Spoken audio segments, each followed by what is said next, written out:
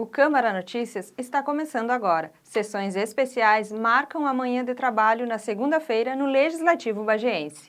A 77ª sessão ordinária do terceiro ano da 18ª legislatura ocorreu nesta segunda-feira, dia 6 de novembro. Foi interrompida para execução de duas sessões especiais.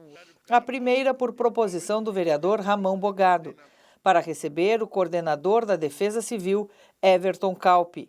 Ele tratou sobre a entrega de telhas, mas principalmente esclareceu sobre as denúncias de que mais de 8.000 cestas básicas destinadas pelo governo federal para famílias da área rural estariam sendo estocadas nas dependências de um atacado.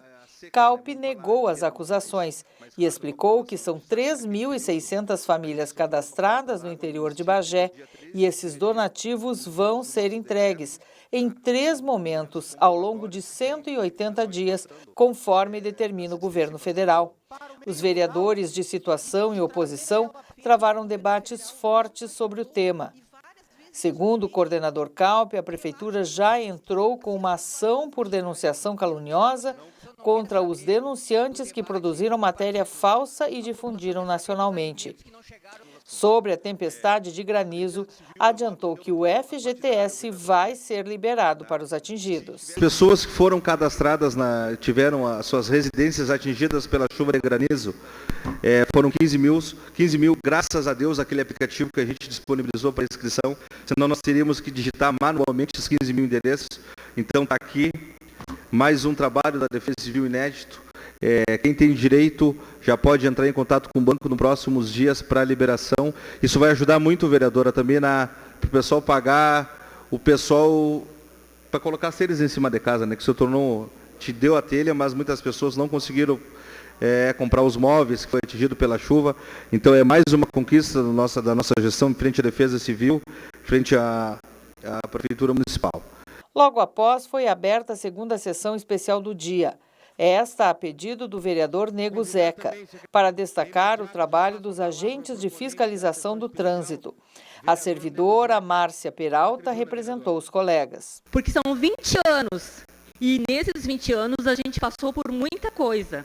Independente de partido político, de qualquer coisa, nós trabalhamos para a população. Nós trabalhamos. Não é porque o governo hoje está aqui e o outro governo está aqui que nós temos a perseguição de qualquer um. Não, nós não temos. E isso é muito falado também. Então, nós somos apenas funcionários públicos que cumprimos os nossos deveres com todas, as nossas demandas. Após foi retomada a sessão ordinária, onde tramitaram pedidos de providência, 10 matérias baixaram para as comissões, votação de 5 pareceres e 3 proposições em segunda discussão.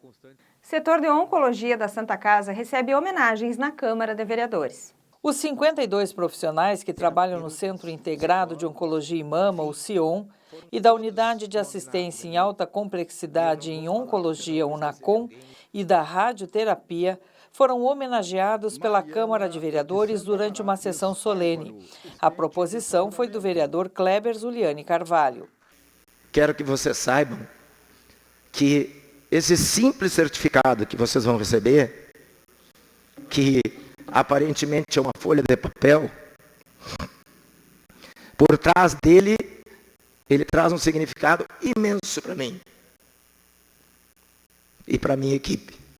E eu espero que ele traga para vocês também um significado muito grande, para que vocês sigam acolhendo as pessoas, tratando bem as pessoas, que quando são diagnosticadas por essa doença, passam por problemas psicológicos, passam por problemas familiares, e que eles, sem a ajuda de vocês, com certeza, não sobreviveriam. E a oncologia, querido Kleber, deu um passo gigantesco na nossa cidade. E ainda me perguntavam aqui, algumas pessoas, com relação aos ganhos. Eu disse, o maior ganho é para aquelas que precisam fazer o tratamento. Vocês têm noção que uma pessoa sai de casa e dizer assim, filha, eu vou ali fazer minha radioterapia e já volto para fazer o almoço. Tem noção que é isso, querido presidente? ela entrava numa condução, ia a Pelotas, sofria o risco de um acidente, o motorista cansava, o desgaste, o custo e o grande prejuízo à saúde dessa pessoa. A Unacom foi inaugurada em 2010, o Sion em 2013 e, recentemente, a radioterapia, que tornou Bagé uma referência para todo o estado. Agora, o provedor da Santa Casa fala que o serviço deve ganhar mais melhorias. Estamos fazendo uma reformulação importante, tanto na ala de SUS como na ala de convênio. É um investimento importante, com todas as dificuldades que nós temos, mas como o Aires recentemente falou, quem quer ser grande não pode pensar pequeno. E este é o serviço que nós teremos, provavelmente, para ser entregue nos próximos 5, 6 meses. O grupo Borboletas que Cantam emocionou a todos durante a solenidade.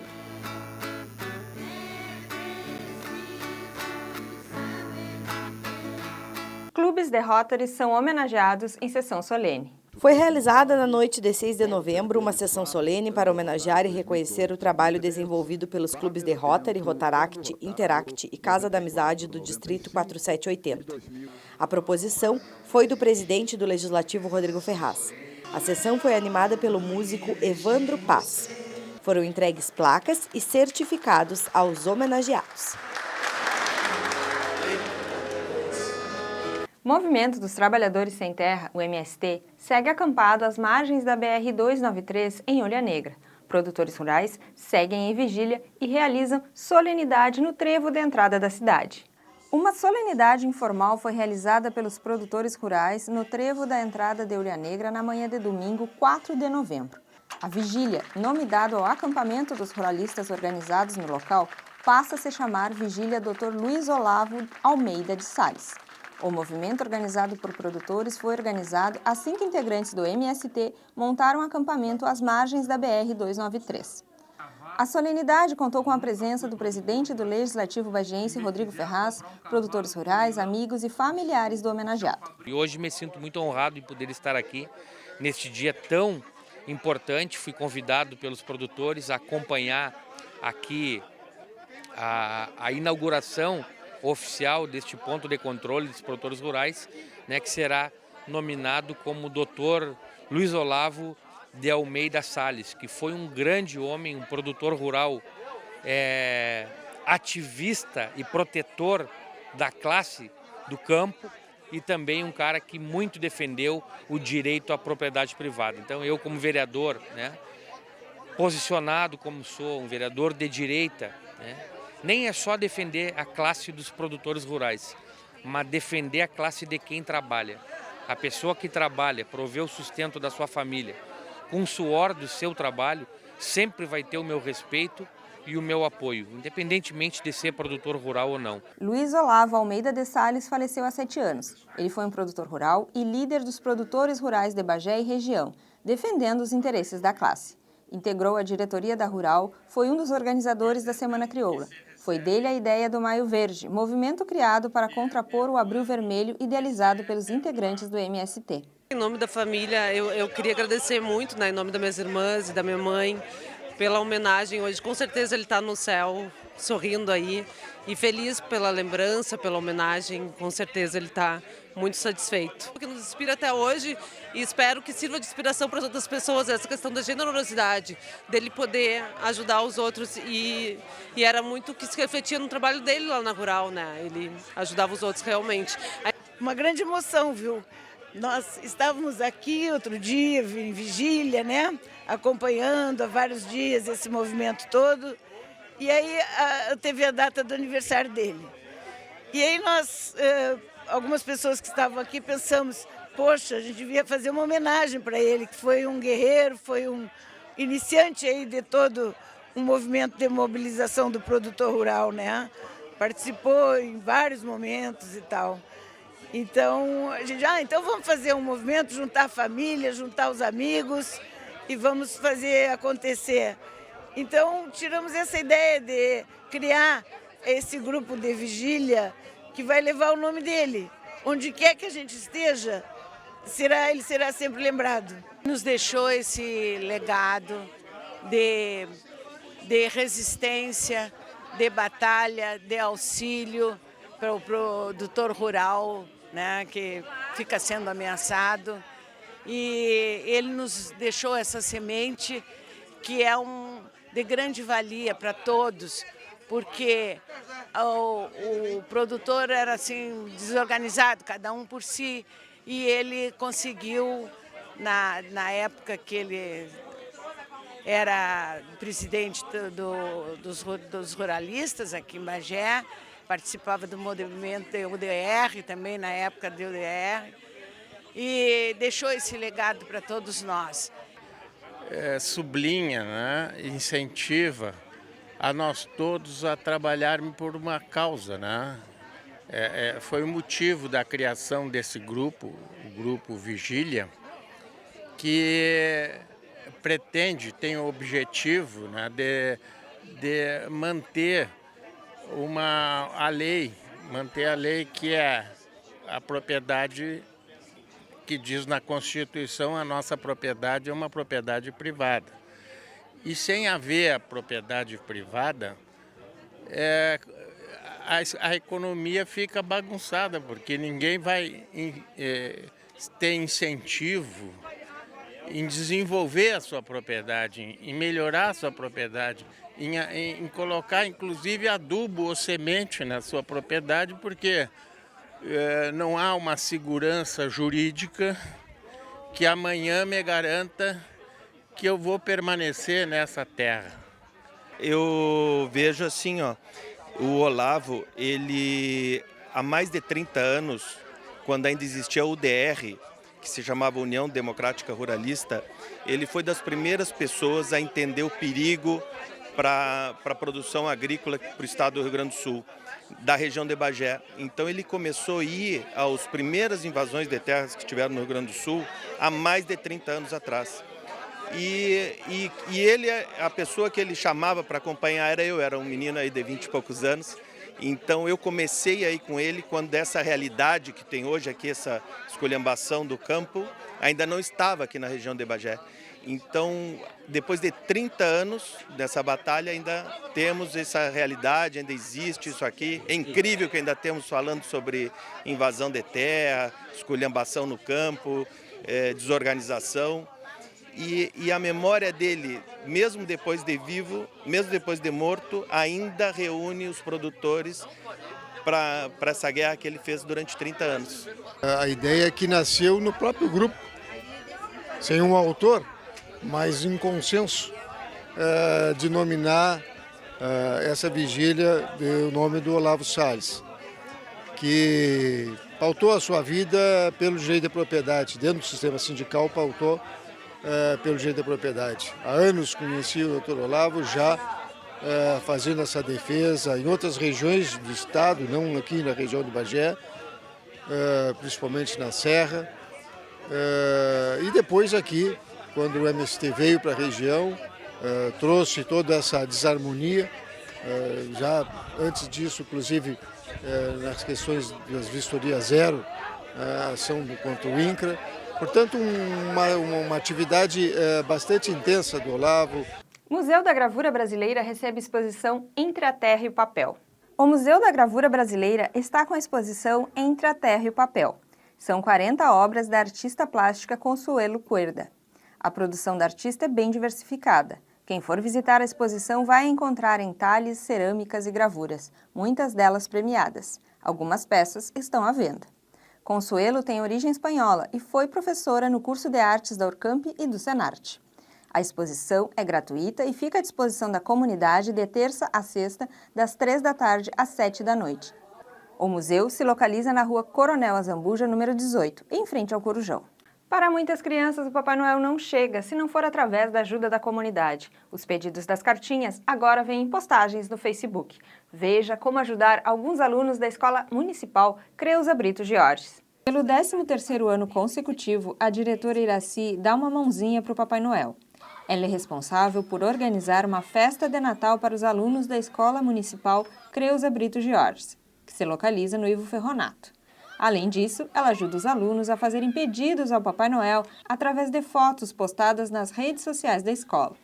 É a comunidade quem atende estes pedidos. Pelo 13º ano eu estou realizando essa campanha, esse projeto, e em nenhum ano eles ficaram desassistidos, né? Então, todos os anos eles ganham, eles têm a festa, procura gente assim, de outras cidades, me enviam pelo correio, gente que eu nunca vi na vida, para o carro, me entrega, chega aqui.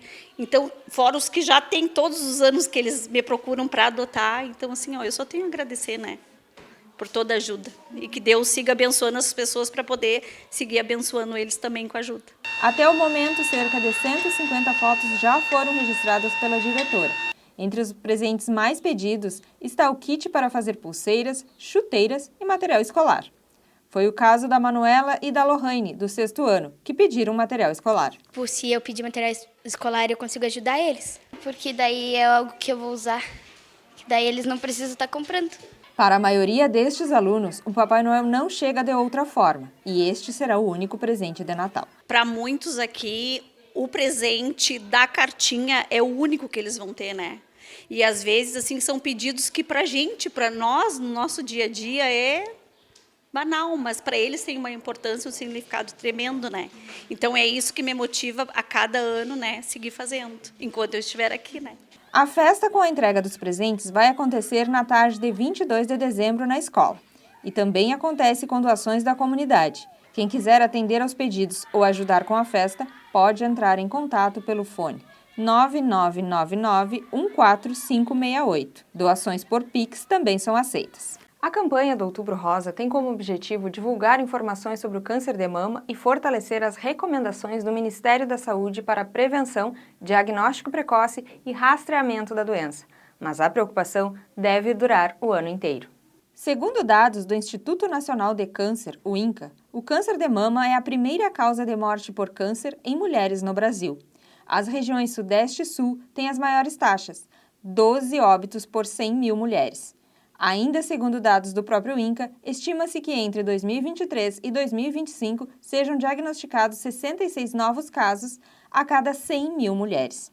Este ano, uma clínica aqui em Bagé teve o número de realizações de mamografias reduzidos em 40% com relação ao ano passado.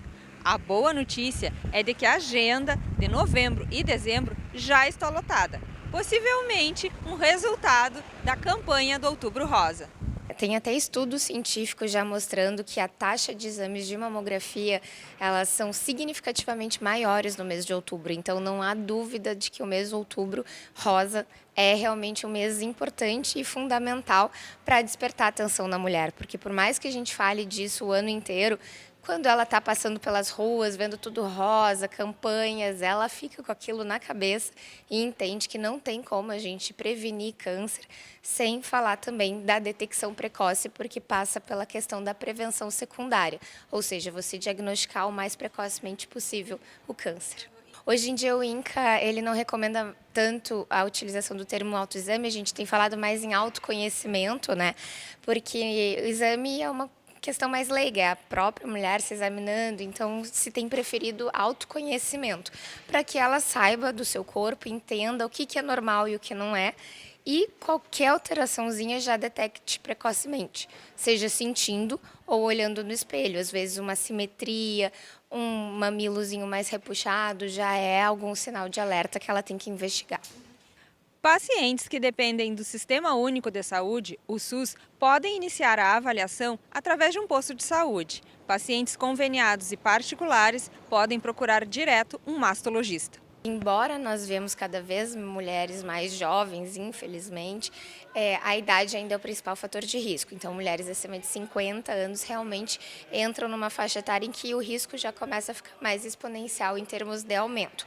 Mas as mulheres mais jovens também precisam ficar atentas, porque mesmo que ela não esteja naquela faixa etária de recomendação de exame de rastreamento, ela precisa identificar precocemente. Então, se é uma paciente de 28 anos que está com um nódulo na mama, que está com uma retração no mamilo, que está com uma assimetria que ela não tinha antes entre as duas mamas, tudo isso tem que fazer ela procurar um atendimento para investigar. A quimioterapia faz parte do tratamento e assusta quem recebe o diagnóstico. A quimioterapia nem sempre é necessária. A cirurgia, em grande parte das vezes, sim, a não ser que o tumor já esteja um pouquinho mais avançado, disseminado. Então, nesse caso, a cirurgia perde um pouquinho o benefício, mas em 90% dos casos, a cirurgia é o tratamento padrão. E quimioterapia vai depender muito da agressividade daquele tumor e também do estadio dele, o quão avançado está. A radioterapia já costuma ser mais utilizada mesmo em tumores iniciais, quando se tira só um pedacinho da mama. O apoio psicológico dado aos pacientes faz diferença durante o tratamento. Aqui na Santa Casa de Bagé, nós temos toda uma equipe multidisciplinar voltada para atender essas pacientes. Tanto as pacientes que estão em quimio, em radioterapia, só cirurgia, elas têm um suporte psicológico que todas as pacientes que se sintam mais desestruturadas ou às vezes com um pouco de ansiedade ou mesmo que só queira conversar, elas têm a possibilidade de contar com esse profissional. O que precisamos lembrar, infelizmente, o SUS ainda não prevê como uma equipe multi quando a gente fala de oncologia. Então, são serviços diferenciados que fazem esse custeio do profissional e isso é importantíssimo para os nossos pacientes. Outros tipos de câncer também não podem ser esquecidos. Câncer do colo do útero é um exemplo onde o exame do Papa Nicolau, o exame do citopatológico o preventivo, ele é fundamental para se diagnosticar precocemente e fazer um tratamento com maior chance de controle. Então, a gente também aproveita a mulher que vem até para fazer a mamografia para lembrar que, se for na idade ainda que ela precise fazer, também o exame preventivo do citopatológico. Mesmo sem fatores de risco e com uma vida saudável, o câncer pode ser diagnosticado. Isso pode estar ligado a fatores hereditários. Muitas vezes mulheres jovens dizem, eu não tenho fator de risco, né? Porque eu não bebo, não tenho obesidade nem sobrepeso, que é um fator de risco importante, tenho uma alimentação super saudável, faço atividade física e tive um câncer de mama com 30 anos. Como assim? Muitas vezes essa mulher ela tem alguma história familiar, mesmo que discreta, que indique uma predisposição hereditária ao câncer. Então, é fundamental que a gente conheça a nossa história familiar de câncer, mesmo parentes mais distantes, porque isso também significa um risco, muitas vezes, que a gente desconhece, mas que existe. E até o exame de rastreamento a gente pode começar a fazer um pouco mais cedo, conforme essa história se for muito acentuada. Trecho da BR-293 entre Ulha Negra e Candiota está por ser liberado esta semana. Equipes do DENIT estão aplicando asfalto no desvio e logo após será implantada a sinalização. As condições climáticas impediram que o DENIT entregasse a obra na semana passada. Equipes do Departamento Nacional de Infraestrutura e Transportes, o DENIT, trabalham na realização do desvio paralelo à pista bloqueada no quilômetro 151 da BR-293, entre Ulha Negra e Candiota. O trecho está interrompido desde as fortes chuvas que aconteceram no dia 23 de setembro, impedindo o tráfego de veículos pela rodovia dos municípios das regiões da fronteira Campanha com a Zona Sul. A previsão para a liberação é para o início do mês de novembro.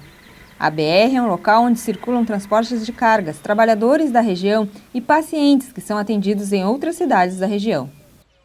Eleições do Conselho Tutelar acontecem no dia 26 de novembro. Entenda como vai acontecer o pleito. Em função dos estragos causados pela chuva de granizo, a eleição do Conselho Tutelar, que seria realizada no início de outubro, foi adiada para o dia 26 de novembro em Bagé. Conversamos com a presidente do Conselho Municipal dos Direitos da Criança e do Adolescente, CONDICA, Cândida Navarro, sobre como será o pleito. A eleição foi adiada em razão do decreto de emergência que o município vive e foi adiada para 26 de novembro. Essa eleição 26 de novembro ela é unificada. Todos os municípios que hoje estão sob um decreto de emergência e calamidade realizarão nesse dia, isso é uma determinação do TRE, que as eleições sejam unificadas. Nós aqui em Bagé temos 29 candidatos concorrendo a esse pleito, né? Nós teremos 37 mesas, teremos 37 locais de votação, as urnas são agrupadas. Vou dar um exemplo, né, bem importante. Por exemplo, Espírito Santo, Escola Auxiliadora estarão na Escola Estadual Carlos Cluve, as suas mesas. Então, lá na escola Carlos Clube, nós teremos 5 mesas de votação. Serão muitas pessoas lá. Então, vários locais da cidade terão agrupamento, mas serão 37 mesas de votação em todas as zonas, em todos os bairros do município. Entenda quem pode votar na eleição para conselheiro tutelar. Todo e qualquer cidadão bagéense que tiver kits com a Justiça Eleitoral pode votar, tá? Eles podem ir com documento de identidade e o título eleitoral e procurar a sua mesa de votação. Quais os critérios para concorrer a 5 vagas para conselheiro tutelar? Para o Conselho Tutelar, essa é uma lei que foi criada em 1990 e depois ela teve uma reformulação em 2001, mas como critério para uma pessoa se inscrever e participar desse pleito para o Conselho Tutelar, ela precisa ser maior de 21 anos, ter experiência mínima de 2 anos de trabalho com crianças e adolescentes, ela precisa estar aqui com os direitos civis, né? E é isso basicamente. Então, essa questão, ela é uma questão bastante polêmica. Nós, enquanto conselheiros de direitos, temos uma proposta e vamos desenvolver ela a partir dessa eleição, visto que nós não tivemos tempo hábil de mexer na legislação.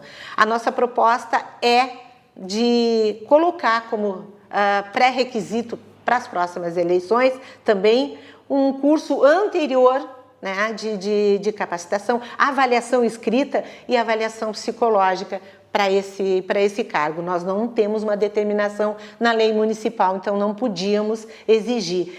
Temos também algumas outras propostas, porque hoje é o ensino médio que é exigido, né? Temos a proposta de que para a próxima eleição seja exigida a qualificação profissional de graduação, né? Significa que isso é uma garantia que a proteção de crianças e adolescentes será melhor bem feita? Não, não é, mas significa que nós teremos pessoas que sabem exatamente do que se trata política pública de proteção à criança e adolescente. Esse pleito é mais uma forma de exercer a cidadania. Um conselheiro tutelar atende queixas, reclamações, reivindicações e solicitações feitas pelas crianças, adolescentes, famílias, comunidades e cidadãos. Exerce as funções de escutar, orientar, aconselhar, encaminhar e acompanhar os casos. Aplica as medidas protetivas pertinentes a cada caso. A importância de votar nesta eleição, ela é fundamental porque esse grupo de pessoas que forma esse conselho, chamado Conselho Tutelar, quer dizer, tutela, responsabilidade de cuidar, de salvar vidas de crianças e adolescentes dentro do nosso município. O objetivo desse trabalho é garantia de direitos de crianças e adolescentes. Então, essas pessoas, elas deverão ser escolhidas pela população de acordo com o conhecimento que a população tenha sobre trabalho, currículo, sobre a questão caráter, experiência profissional mesmo, né? E vontade de fazer o bem comum dentro desse município, né? O controle social e a garantia de direitos passa, com relação a crianças e adolescentes, pelo acolhimento do Conselho Tutelar, né? E aqui eu preciso destacar que, como presidente do Conselho de Direito, o Conselho de Direito trata de montar as políticas públicas, assessorar o poder público, também subsidiar o Conselho Tutelar, fazer as formações, a qualificação desses profissionais, dessas pessoas que vão exercer essa função para cuidar de crianças e adolescentes. Então é importante que o cidadão e a cidadã bagéense compareçam às urnas, votem, escolham, porque essas pessoas terão dentro da nossa sociedade a tarefa de proteger a vida de nossas crianças e adolescentes. Ao eleitor a gente tem que dizer, observe, né? Se atente ao trabalho que essas pessoas executam e à qualidade do resultado desse trabalho. Isso é fundamental, né? É pensar, bom, tem pessoas voluntárias, independente da escolaridade, que fazem excelentes trabalhos, que têm ética, que têm respeito e que têm conhecimento de política pública de proteção. Então, verifique isso. Já que hoje, como critério, nós temos o ensino médio, observe o desempenho dessas pessoas e a forma como elas tratam, humanizada, respeitosa o acolhimento de crianças e adolescentes e suas famílias. A eleição será no dia 26 de novembro, das 8 da manhã às 5 da tarde, com urnas espalhadas em todas as zonas da cidade. Leve o seu título de eleitor e o documento com foto e dê o seu voto para um dos 29 candidatos. O local de votação pode ser consultado no site www.bagé.rs.gov.br e na página do Condica e da Secretaria de Políticas Públicas para as Mulheres. Veja como fica o tempo nos próximos dias. A quarta-feira vai ser de sol com muitas nuvens durante o dia. Possibilidade de chuva a qualquer hora. Temperaturas entre 18 e 26 graus. A quinta-feira vai ser com sol entre nuvens com possibilidade de chuva pela manhã. À noite fica com tempo firme. Temperaturas entre 17 e 24 graus. A sexta-feira vai ser de sol entre nuvens. Pode chover à noite. As temperaturas ficam entre 17 e 23 graus. O Câmara Notícias fica por aqui. Voltamos com um programa inédito na sexta-feira. Siga acompanhando a nossa programação e também as redes sociais da TV Câmara Bagé.